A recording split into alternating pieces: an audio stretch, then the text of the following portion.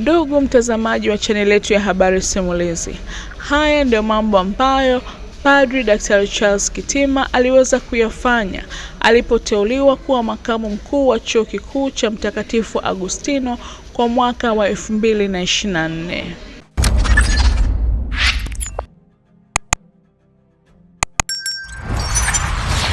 Padri Daktari Charles Kitima aliyeteuliwa kuwa makamu mkuu wa Chuo Kikuu cha Mtakatifu Agustino mwaka 2004, hakuna aliyekuwa na wazo kwamba miaka 10 ya uongozi wake angeweza kufanya maajabu na kukifanya chuo hicho kuwa hivi kilivyo. Akishika nafasi ya mtangulizi wake Monsignori Dr. Deogratias Rweyongeza, aliamini kuwa amepewa kazi kubwa na nzito katika taifa, nayo ni kupigana na moja ya maadui mkubwa ambaye ni ujinga.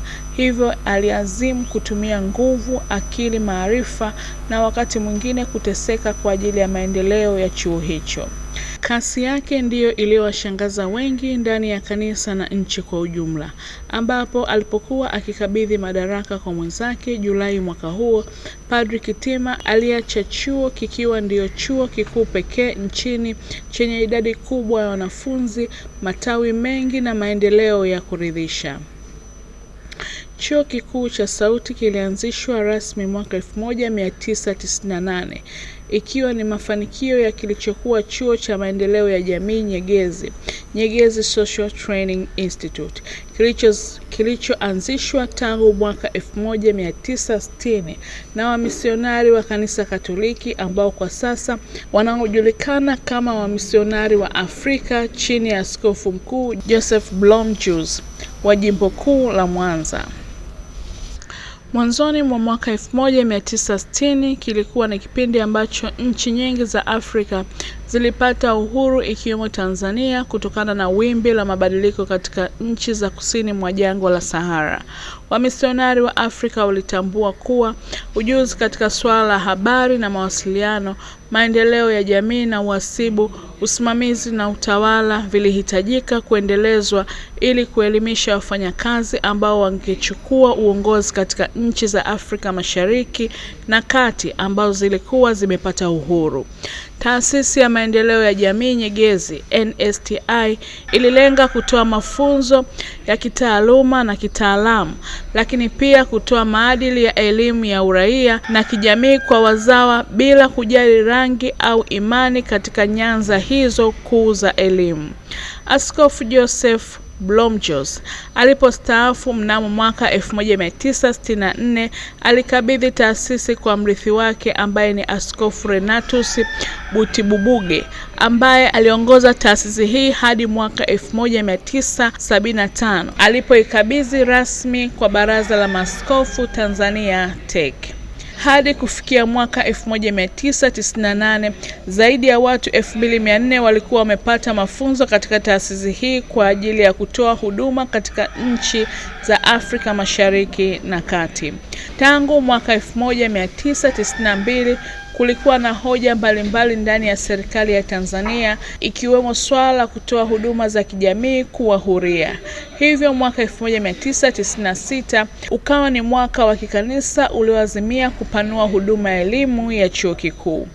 Hivyo taasisi ya maendeleo ya jamii Nyegezi ikapandishwa hadhi na kuwa Chuo Kikuu cha Mtakatifu Agustino, yaani St. Augustine University of Tanzania, chini ya TEC, kikikubali mamlaka ya sheria ya canon, yaani canon law, na katiba ya apostolic, yaani apostolic constitution, kwa ajili ya vyuo vikuu vya Katoliki. Chuo cha Mtakatifu Agustino kimeanzishwa kwa mujibu wa sheria za nchi na kinafanya kazi chini ya Tume ya Vyuo Vikuu vya Tanzania TCU kwa masharti ya vyuo vikuu, sheria 7 ya mwaka 2005. Maaskofu wa Kanisa Katoliki Tanzania waliamua kupanua huduma ya utoaji wa elimu ya juu katika maendeleo ya mtu na heshima kwa utu wa binadamu.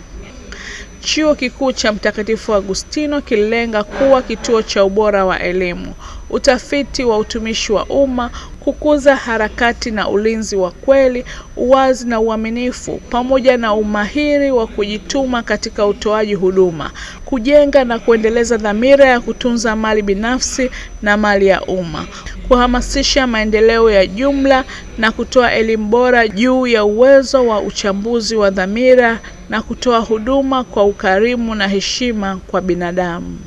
Sauti ilipoanza mwaka 1998 imefanikiwa chini ya uongozi wa Padri Kitima. Imeongeza matawi mapya 13 katika kanda mbalimbali hapa nchini na kuongeza udahili wa wanafunzi kutoka wanafunzi 204 hadi wanafunzi 13,121 kwa mwaka wa masomo wa 2012 hadi 2013.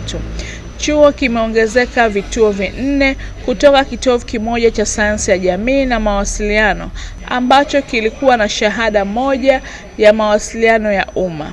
Kimefanikiwa kujenga madarasa mapya na majengo ya utawala ambayo yamesaidia sana kuongeza ufanisi katika utoaji wa elimu bora. Chuo kimefanikiwa kutoa elimu ya wazawa juu ya kuwekeza katika ujenzi wa nyumba za kuishi wanafunzi, yaani hostel, ambazo zimewawezesha kujipatia kipato na pia kupata elimu ya biashara ndogo ndogo. Hakika ilishangaza na kuona kwamba ndani ya muda mfupi wa uongozi wa Padri Charles Kitima, mamia ya wanafunzi kutoka katika nchi za Afrika Mashariki kama vile Kenya na Uganda pamoja na bara la Ulaya, Amerika na Australia walivutiwa sana kuja kusoma katika chuo hichi. Ndugu mtazamaji wa channel yetu ya Habari Simulizi, kwa habari nyingi simulizi za kitaifa, kimataifa na michezo, karibu kusubscribe, kulike, kushare na kucomment. Asante.